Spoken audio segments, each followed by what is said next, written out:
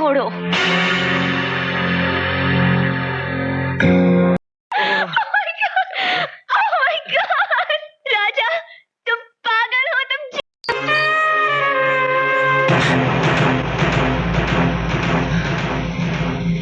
ये कहानी है राजा और आरती की, एक ऐसी मोहब्बत की जो पहाड़ों की खामोशी में जन्मी, शहरों के शोर में कुचली गई और फिर अपने ही सच के सहारे दोबारा खड़ी हुई। ये देखती रह जाएगी दुनिया। सुनो, ये कहानी है आत्मसम्मान की, उस प्यार की जो पैसे से नहीं तौला जा सकता, और उस दर्द की जो अपमान से पैदा होकर इंसान को या तो तोड़ देता है या फिर और मजबूत बना देता है। राजा पहाड़ों में रहता था। उसकी जिंदगी सीधी थी, जैसे पहाड़ी रास्ता, जो घुमावदार जरूर होता है मगर अपने ठिकाने तक पहुंचना जानता है। वो टैक्सी चलाता था, सैलानियों को इधर से उधर ले जाता और रास्तों के साथ साथ उनकी कहानियां भी सुनता। उसके पास दौलत नहीं थी, मगर दिल साफ था। उसकी हंसी में बनावट नहीं थी और उसकी बातों में कोई चालाकी नहीं। वह जैसा था वैसा ही दिखता था। आरती शहर की बेटी थी, बड़े घर, बड़े सपने और बड़ी दुनिया में पली बड़ी। उसके चारों तरफ हर चीज की चमक थी, मगर उस चमक के बीच उसका दिल कहीं सूना था। वो मुस्कुराती जरूर थी, मगर अक्सर उसकी आंखें कुछ ढूंढती नजर आती थीं। पापा, आप पहली बार मेरी माँ को पालन खेत में ही मिले थे ना? मैंने अभी तक एक पैसा भी नहीं मांगा। क्यों? पैसा कहाँ भागा जा रहा है मेम साहब? हम तो यही है ना, और आप भी तो। शायद सच्चाई, शायद अपनापन, या शायद ऐसा कोई इंसान जो उसे बिना शर्त स्वीकार कर सके। उनकी पहली मुलाकात एक साधारण सी टैक्सी सवारी से शुरू हुई। राजा ने उसे पहाड़ों के रास्तों पर घुमाया, झीलें दिखाईं, हवा से दोस्ती करवाई। रास्ते में बातें हुई, छोटी छोटी मगर दिल को छू जाने वाली। राजा की सादगी ने आरती के दिल पर दस्तक दी। उसे लगा जैसे कोई उसे बिना पहचाने ही समझ रहा हो, और राजा के लिए आरती सिर्फ एक सवारी नहीं रही, उसकी मुस्कान उसके मन में ठहर गई। सफर खत्म हुआ, मगर एहसास वहीं नहीं रुका। आरती शहर लौट गई, मगर उसका दिल पहाड़ों में अटक गया। राजा अपनी रोजमर्रा की जिंदगी में लौट आया, मगर नहीं। लेकिन सुनिए तो। अरे बोलो ना। नहीं। प्लीज। अरे ये रात में काला चश्मा पहन। हर सवारी में उसे आरती की झलक दिखने लगी। फिर मुलाकातें होने लगी, इस बार इत्तेफाक से नहीं, चाहत से। प्यार धीरे धीरे गहराने लगा। राजा का प्यार खुला था, बेखौफ, और आरती का प्यार थोड़ा डरा हुआ, क्योंकि उसे अपनी दुनिया की सख्ती का अंदाजा था। आरती जानती थी कि उसके पिता बहुत अमीर हैं और उनके लिए रिश्ते दिल से नहीं, हैसियत से बनते हैं। जब उन्हें इस प्यार की खबर मिली तो उन्होंने इसे अपनी बेटी की भूल समझा। उनके लिए राजा एक टैक्सी ड्राइवर था और बस। उन्होंने राजा को नीचा दिखाने की कोशिश की, उसे समझाने के नाम पर अपमानित किया। मगर राजा का आत्मसम्मान किसी भी दौलत से बड़ा था। वह झुक I love you too, my daughter. Love you. अरे बेटिया, देखो मैं तुमसे मिलने तो आया हूँ। नहीं, मगर आरती के प्यार के लिए सब सह गया। आरती ने अपने पिता के सामने अपने दिल की बात रखी। उसने कहा कि उसे पैसे से नहीं, इंसान से प्यार है। ये बात उस घर में नई थी, जहां भावनाओं से ज्यादा सौदे होते थे। बहुत विरोध हुआ, बहुत ताने मिले, मगर प्यार ने हार नहीं मानी। आखिरकार राजा और आरती ने शादी कर ली।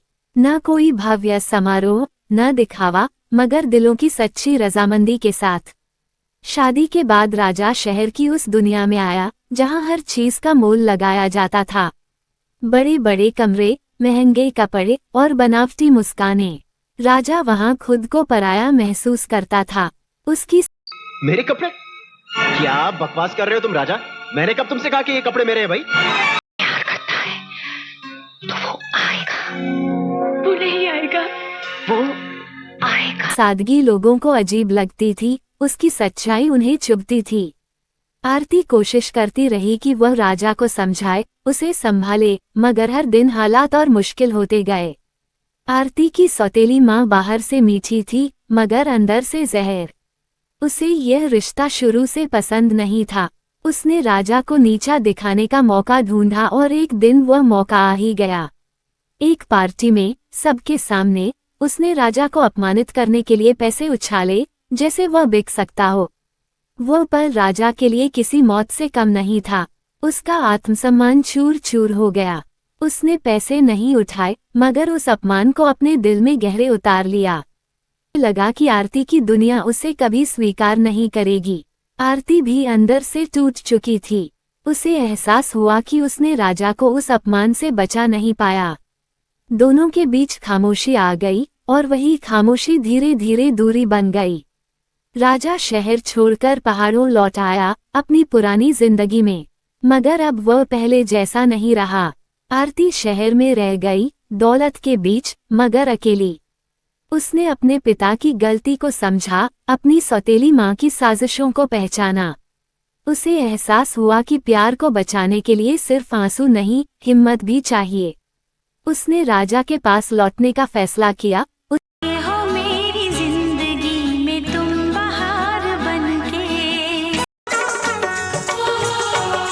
उसे मनाने के लिए नहीं, बल्कि अपने प्यार की सच्चाई साबित करने के लिए।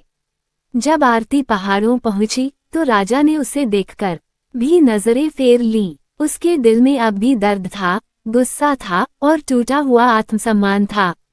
आरती ने उसके सामने हाथ जोड़े, मगर भीख की तरह नहीं, सच्चाई की तरह। उसने कहा कि वह पैसे वाली दुनिया छोड़ने को तैयार है, मगर राजा को नहीं। राजा का दिल अब भी लड़ रहा था। वह प्यार करता था, मगर खुद को खोना नहीं चाहता था। उसने आरती से कहा कि प्यार में भी बराबरी जरूरी है। आरती ने उसे भरोसा दिलाया कि वो उसके साथ खड़ी रहेगी, हर हाल में।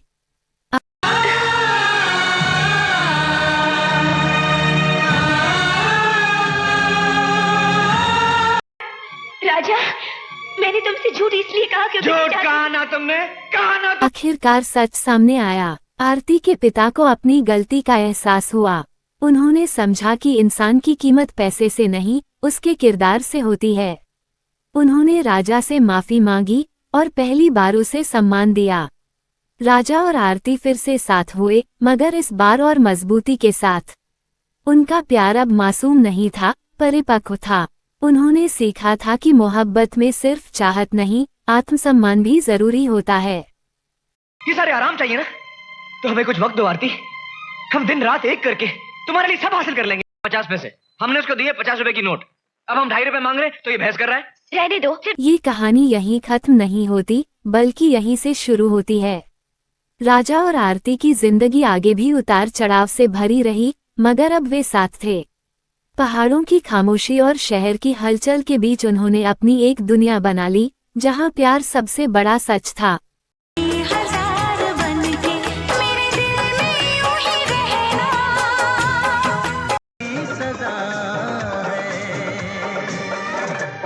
अगर यह कहानी आपके दिल को छू गई हो तो अपनी मोहब्बत दिखाने के लिए लाइक करें, अपनी राय कमेंट में लिखें और इस कहानी को उन लोगों तक शेयर करें जो सच्चे प्यार और आत्मसम्मान की कद्र करते हैं।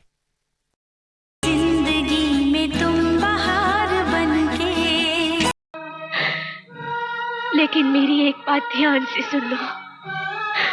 अगर तुमने मुझे दोबारा छोड़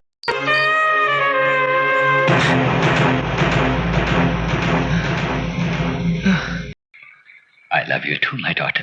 Love you. ओ पापा,